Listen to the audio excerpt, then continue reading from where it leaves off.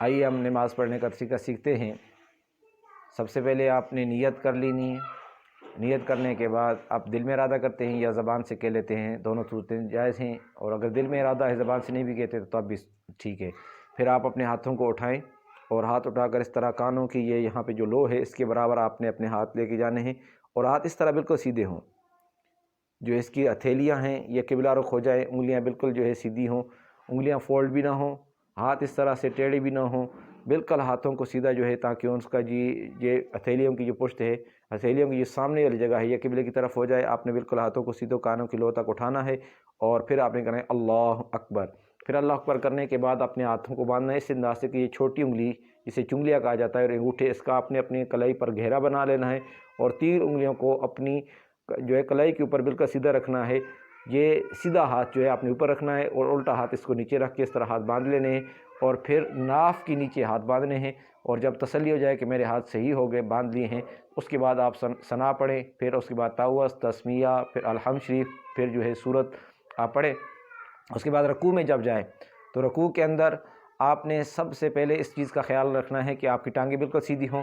اپنے ہاتھوں کی انگلیوں کو کشادہ کر کے گھٹنوں کو پکڑ لینا ہے، اپنے بازوؤں کو جو ہے وہ بالکل سیدھا کر لینا ہے، اپنی کمر کو سیدھا کرنا ہے، اور اپنے یہ سر ہے یہ اٹھا کے بھی نہیں رکھنا اس طرح، اور اس طرح بالکل جھکا کے بھی نہیں رکھنا، بالکل اپنی کمر کے ساتھ بالکل سیدھا کر کے رکھ دینا ہے۔ اور پھر جب تسلی ہو جائے تو نگاہ جو ہے اپنی دونوں پاؤں کے درمیان میں رکھنی ہے، اور پڑھنا ہے سبحان ربی العظیم، سبحان ربی العظیم، پھر سمیع اللہ لمن حمدہ، ربنا لک الحمد۔ جب تک ربنا لک الحمد نہ کہیں اس وقت تک کھڑے رہیں، جب ربنا لک الحمد کہہ دیں اور پھر اللہ اکبر کر کے آپ جھکیں، اور جھکنے کے بعد سب سے پہلے زمین پر اپنے گھٹنے رکھیں، پھر اپنے ہاتھوں کو زمین پر رکھیں، اس طرح بالکل سیدھی، جس طرح میں ہاتھ دکھا رہا ہوں اس طرح بالکل آپ نے زمین پر سیدھے رکھنے ہیں، انگوٹھے کھلے ہوئے ہوں، اس طرح ہاتھ اٹھے ہوئے نہ ہوں زمین سے، بالکل سیدھی ہوں، انگلی کشادہ بھی نہ ہوں، اپنی حالت پہ ہوں، اور آپ نے پھر دونوں انگوٹھوں کے درمیان اپنا ناک رکھنا ہے، اور ناک کی یہ جو سخت جگہ ہے اس کو زمین کے ساتھ ملا دینا ہے، اور پیشانی بھی اپنی جو ہے یہ زمین کے اوپر رکھنی ہے، اور پڑھنا ہے سبحان ربی الاعلیٰ۔